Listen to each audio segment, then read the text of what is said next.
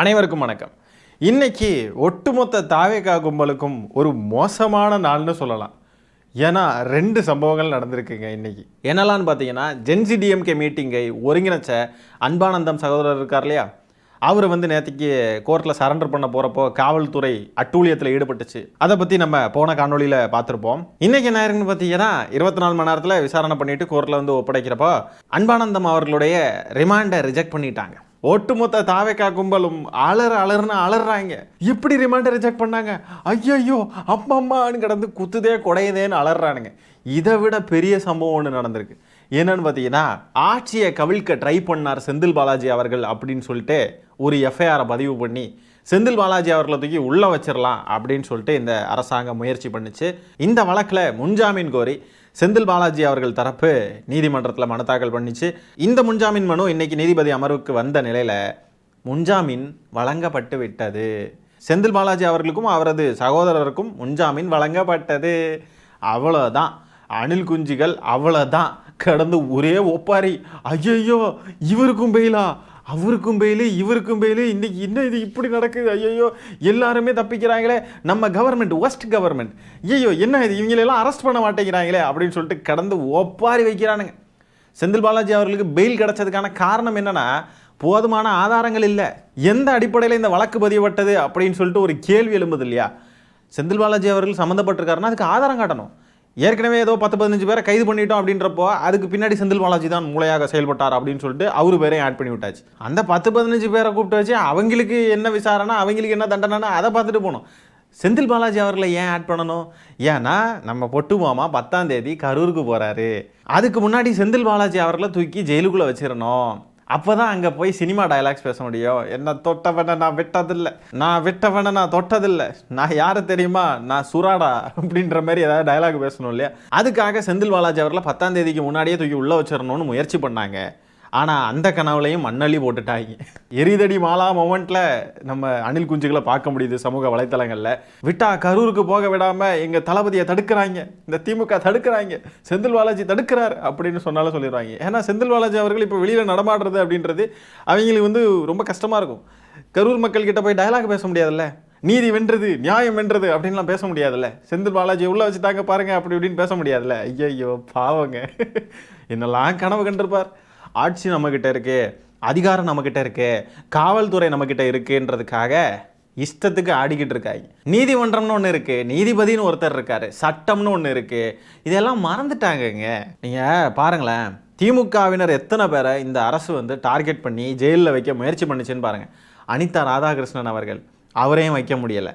ரெண்டாவது நம்ம ஆர்ஜே சரண் அவர்கள், இந்த ஜென்சி மீட்டிங் எல்லாம் ஒருங்கிணைச்சு அதில் பேசக்கூடியவர், விடிய காலையிலே வீட்டுக்குள்ளே கைது பண்ணி கூட்டிகிட்டு போனாங்க தெரியுமா. காலையில் கைது பண்ணாங்க, சாயந்தரமே கோர்ட்டு வெளியே விட்டுருச்சு.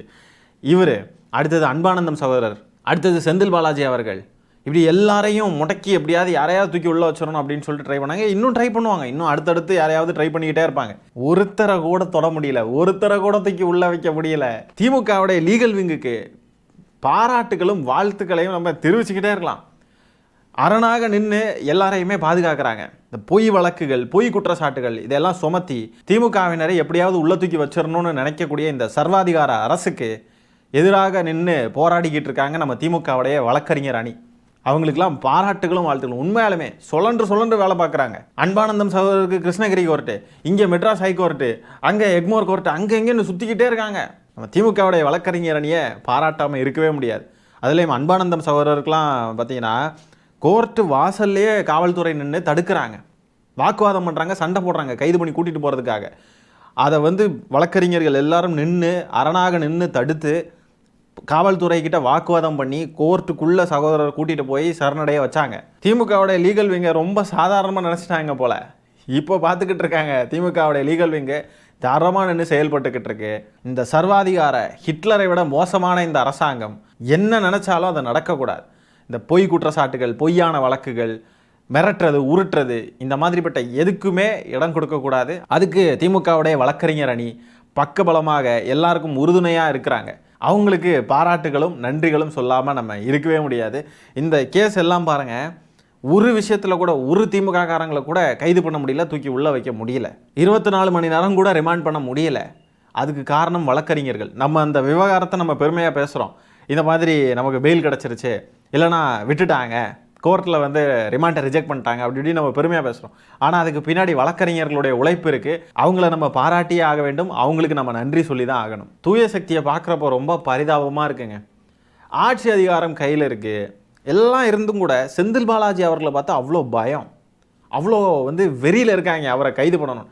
அப்படின்னா ஆட்சி அதிகாரத்தில் இல்லாதப்போவே ஒரு மனுஷனை கண்டு பயப்படுறாங்கன்னா அப்போ அவருக்கு வந்து ஒரு பெரிய பவர் இருக்குது அப்படின்னு தான் மீனாகுது.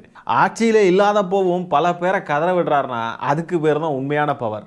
அநேகமாக நம்ம பொட்டுமாமா கரூருக்கு போகிற அந்த நிகழ்வை ஒத்தி வைக்க நிறையவே வாய்ப்பு இருக்குங்க. பொய் வழக்கு போட்டு எல்லாரையும் தூக்கி உள்ளே வச்சிடலாம், நம்ம பாட்டுக்கு ஜாலியாக இருக்கலாம், எல்லாரையும் தூக்கி உள்ளே வச்சுட்டோன்னா நம்ம பாட்டுக்கு நம்ம இஷ்டத்துக்கு ஆடலாம் இல்லையா அப்படின்னு சொல்லிட்டு என்னமோ ஒரு கணக்கில் வாழ்ந்துக்கிட்டு இருக்கிறாங்க. ஆனால் ஜனநாயகம் வென்று சர்வாதிகாரம் தோற்று போனது. கடைசியாக வேறு வழி இல்லாமல் அணில்கள்லாம் டிஃபெண்ட் பண்ணுறதுக்கு என்ன பண்ணுறானுங்க அப்படின்னு பார்த்தீங்கன்னா, காவல்துறை தரப்புல இருந்து நீதிமன்றத்தில் என்ன தெரிவிச்சிருக்காங்கன்னா, செந்தில் பாலாஜி அவர்கள் பேரத்தில் ஈடுபட்டார்ன்றதுக்கு எங்ககிட்ட போதிய ஆதாரம் இருக்குன்னு காவல்துறை வாதம் பண்ணாங்களாம். அதுக்கு இந்த நியூஸ் கார்ட்ஸ்லாம் நியூஸ் போடுவாங்களே அந்த ஸ்க்ரீன்ஷாட் எல்லாம் எடுத்துகிட்டு வந்து பாருங்கள் இப்படிலாம் நடந்திருக்கு பாருங்கள் அப்படி இப்படின்னு போட்டுக்கிட்டு இருக்கேன். வேறு வழி இல்லை, வேறு வழி இல்லை, பாவமாக தான் இருக்குது.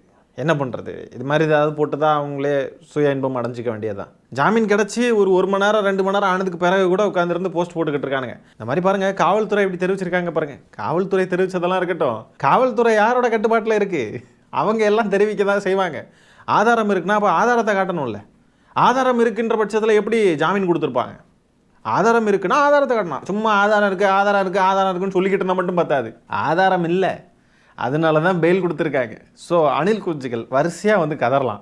என்ன தான் ஆட்சி நடத்துகிறானுங்களோ தெரியல, ஒரு வழக்கை ஒழுங்காக பதிவு பண்ணி அதை ஒழுங்காக வந்து நடத்த தெரியல கோர்ட்டில். ஒரு ஆதாரமும் இல்லை, ஒன்றும் இல்லை. எதுக்கு தான் கேஸ் போடுறாங்கன்னு புரியல. காவல்துறைக்கிட்ட ஆதாரம் இருக்கான், ஆதாரம் இருக்குன்னு சொல்லிக்கிட்டு தான் இருக்காங்க. அதான் பாருங்கள், இந்த நரேட்டிவ் செட்டிங் தான். திமுகவை வீழ்த்தினது ஃபுல்லாக இந்த நரேட்டிவ் தான். திமுகவுக்கு எதிராக கட்டமைக்கக்கூடிய நரேட்டிவ்ஸ் எப்போ பார்த்தாலும். இப்போ கூட இந்த விவகாரத்திலே பாருங்கள், அங்கே எம்எல்ஏ சரவணன் இருக்கார் பாருங்க, தூத்துக்குடியை சேர்ந்தவர், அந்த ஸ்ரீவைகுண்டம் தொகுதி. அவர் பார்த்தீங்கன்னா அவர் உட்காந்துருந்து என்கிட்ட ஆதாரம் இருக்குது அப்படின்னு சொல்லிட்டு யாரோ ஒருத்தர்கிட்ட ஆடியோ ரெக்கார்டிங் பேசுனதை அதை அப்படியே வந்து வெளியிடுறார். அதுக்கு காரணம் திமுக தான் அப்படின்றார். அனிதா ராதாகிருஷ்ணன் என்கிட்ட பேரம் பேசினார் அப்படின்ட்டு பொய்யான ஒரு குற்றச்சாட்டு. ஆனால் அதுக்கு ஆதாரத்தை காட்டலை, வேற யாரோ பேசினது ஆதாரம்னு காட்டுறாரு. அதை திமுக கூட லிங்க் பண்ணுறாரு, அனிதா ராதாகிருஷ்ணன் அவர்கள் கூட லிங்க் பண்ணுறாரு. ஆனால் உண்மையான ஆதாரத்தை காட்ட மாட்டேங்கிறார். செந்தில் பாலாஜி அவர்கள் விவகாரத்தில் பாருங்கள், காவல்துறை வழக்கு பதிவு பண்ணுறாங்க, ஒரு 10 பேரை கைது பண்ணுறாங்க. அப்படி நியூஸ் சேனல்ஸ்லாம் அப்படியே ஃப்ளாஷ் நியூஸ் ஓடுது. பிரேக்கிங் நியூஸ் போட்டு ஃப்ளாஷ் நியூஸ் போட்டு ஓட வைப்பாங்க இல்லையா, பரபரன் செந்தில் பாலாஜி இதுக்கு பின்னாடி இருக்காரா, பின்னணியில் இருக்கிறாரா அப்படி அந்த மாதிரி போட்டாங்க. நிறைய பேரை கைது பண்ணாங்க. செந்தில் பாலாஜியை தேடிக்கிட்டு இருக்கு காவல்துறை அப்படின்னு சொல்லிட்டு ஒரு இதை வந்து அப்படியே ப்ரொஜெக்ட் பண்ணுறாங்க, மக்களை எல்லாம் நம்ப வைக்கிறாங்க. இப்போ நீதிமன்றத்தில் பாருங்கள் ஜாமீன் கிடச்சிருச்சு. காவல்துறை நீதிமன்றத்தில் வாதாடுறாங்களாம், எங்ககிட்ட ஆதாரம் இருக்குன்னு. அப்போ ஆதாரத்தை காட்ட வேண்டியதானே. புலி வருதுன்னு சொல்லிக்கிட்டு இருந்தா என்னன்னு, நீங்கள் புலியை காட்டுங்க பார்க்கணும்ல, பேசிக்கிட்டே இருக்கானே வழியே எடுத்து வெளியே விடுறானா பாரு அப்படின்ற மாதிரி தான் இருக்குது. இப்போ ஜாமீன் கிடச்சிருச்சு, இனி வழக்கு என்னன்றதை பார்த்து வழக்கும் முடித்து வைக்கப்படும், அவ்வளோதான், முடிஞ்சு போச்சு. இப்படிலாம் அசிங்கப்படணும்னு தேவையாகுமாறு சும்மா இருக்கலாம்ல. ஒழுங்காக ஆதாரம் இருக்குது அப்படின்ற பட்சத்தில் மட்டும் நீங்கள் வந்து வழக்கு பதிவு பண்ணலாம்ல. ஒன்றும் கிடையாது, அப்படியே சும்மா வழக்கு பதிவு பண்ணிடுறது. பொய்யாட்டு குற்றச்சாட்டு, பொய்யாட்டு வழக்கு. அப்படியே இந்த மாதிரி வழக்கெல்லாம் பார்த்து எல்லாரும் பயந்து ஓடிடுவாங்க, எல்லாரும் பேசுகிறத நிறுத்திடுவாங்க, எல்லாரும் கேள்வி கேட்குறத நிறுத்திடுவாங்க, எல்லாரும் அரசியலை விட்டே ஓடிடுவாங்க அப்படின்னு ஒரு தற்குறித்தனமான எண்ணம். ஏன்னா அவரு ஓடிருப்பார் கைஸ். கரூர் சம்பவத்தில் வழக்கு பதிவு பண்ணியிருந்த விஜய் அவர்கள் அரசியலை விட்டே ஓடிருப்பார். அதனால நம்ம ஓடிருப்போம்ல, அதனால மற்றவங்க மேலே வழக்கு பதிவு பண்ணியிருந்தோம் அப்படின்னா எல்லாரும் ஓடிடுவாங்க அப்படின்ட்டு ஒரு நினப்பு அவருக்கு. யாரும் ஓட மாட்டாங்க, திருப்பி தான் கொடுப்பாங்க அப்படின்றத விஜய் அவர்கள் புரிந்து கொள்ள வேண்டும். ஆட்சி மாறும், காட்சி மாறும், நேரம் காலம் எல்லாம் மாறும் பொழுது விஜய் அவர்களுக்கு எல்லாம் புரிய வரும். தப்பு பண்ணிட்டிய சிங்காரா அப்படின்ட்டு புரிய வரும். ஆதாரம் இருக்கக்கூடிய எவ்வளோ குற்ற சம்பவங்கள் தமிழ்நாட்டில் நடந்துக்கிட்டு இருக்கு. தாவேகா குதிரை பேரத்தில் ஈடுபடுது, முதலமைச்சர் விஜய் அவர்களே குதிரை பேரத்தில் ஈடுபடுறாரு, எம்எல்ஏ சரவணன் மீது குற்றச்சாட்டு, அமைச்சர் சரத் மீது போதைப்பொருள் குற்றச்சாட்டு, இதெல்லாம் ஆதாரம் இருக்குது. காணொலி ஆதாரங்கள் அது இதுன்னு எல்லாமே இருக்குது. எல்லாமே இருந்தும் கூட இந்த காவல்துறை நடவடிக்கை எடுக்கலை இன்னுமே. ஆனால் ஆதாரம் இல்லாத குற்றச்சாட்டுகளுக்கெல்லாம் எஃப்ஐஆர் பதிவு பண்ணி வழக்கு பதிவு பண்ணி கோர்ட்டுக்கு வர வைக்கிறாங்க, கோர்ட்டு வாசலில் கைது பண்ண துடிக்கிறாங்க. இந்த மாதிரிப்பட்ட சம்பவங்கள் எல்லாம் ஈடுபடுறாங்க. இதுக்கு பேர் என்ன? இதுதான் நல்லாட்சியா? இதுதான் க்ளீன் கவர்மெண்ட்டா? முழுக்க வன்ம அரசியல், முழுக்க காழ்ப்புணர்ச்சி. திமுகவை ஏதாவது பண்ணணும், நம்மளை கேள்வி கேட்குறவங்க யாரையாவது தூக்கி உள்ளே வச்சிடணும், நம்மளுக்கு யாரெல்லாம் பிடிக்கலையோ அவங்களெல்லாம் தூக்கி உள்ளே வச்சிடணும் அப்படின்னு வன்மத்தில் மட்டும்தான் இதெல்லாம் பண்ணுறாங்க.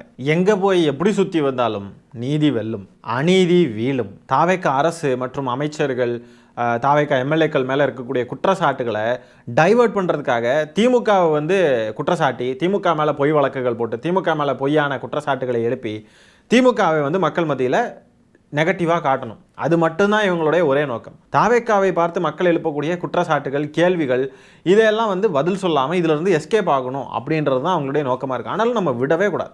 அமைச்சர் சரத் அவர்களுடைய அந்த பவுடர் மேட்டரு, எம்எல்ஏ சரவணன் மீது இருக்கக்கூடிய பாலியல் குற்றச்சாட்டு, விஜய் அவர்களுடைய குதிரை பேரம், தொடர்ந்து இதை பற்றியெல்லாம் நம்ம கேள்வி எழுப்பிக்கிட்டே இருப்போம். இதை விடவே கூடாது. இது எல்லாமே ரொம்ப ரொம்ப முக்கியமான கேள்விகள். இந்த கேள்வி கேட்குறவங்களெல்லாம் வந்து தூக்கி உள்ளே வச்சிடணும் அப்படின்ட்டு நினைக்கிறாங்க. என்னதான் பண்ணினாலும் இறுதியில் நீதியே வெல்லும். ஆகவே இந்த மாதிரிப்பட்ட சர்வாதிகார போக்கில் இந்த ஆட்சி நடந்து கொண்டிருக்கிறது. இப்போது செந்தில் பாலாஜி அவர்களுக்கும் நம்ம அன்பானந்தம் சகோதரருக்கும் பெயில் கிடச்சிருக்கு. இந்த விவகாரங்களை பற்றி நீங்கள் என்ன நினைக்கிறீங்க அப்படின்ற உங்களுடைய கருத்துக்களை கமெண்ட்ஸில் பதிவு பண்ணுங்கள். இந்த காணொலியை நான் இத்துடன் நிறைவு செய்து கொள்கிறேன். நன்றி, வணக்கம்.